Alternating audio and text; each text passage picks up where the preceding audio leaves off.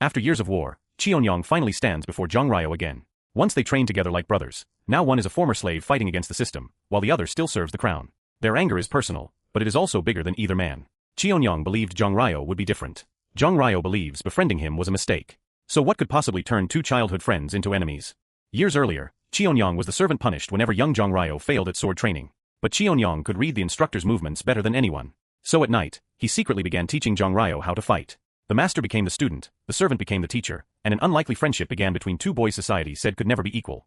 Qianyang eventually sees one chance to change his life. He offers to take the military examination in Zhang Rai's place, asking for only one reward, freedom. He promises not merely to pass, but to finish at the top.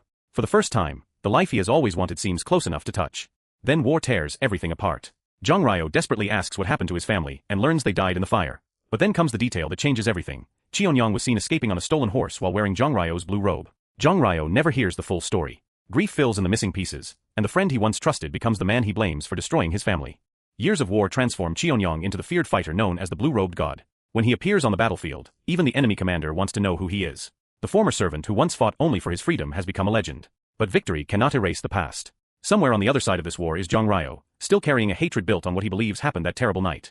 Then, during their final confrontation, the truth finally comes out.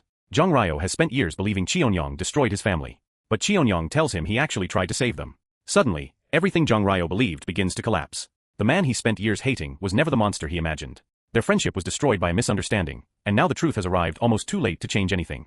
When the fighting is finally over, there is almost nothing left between them except the friendship they buried beneath years of anger.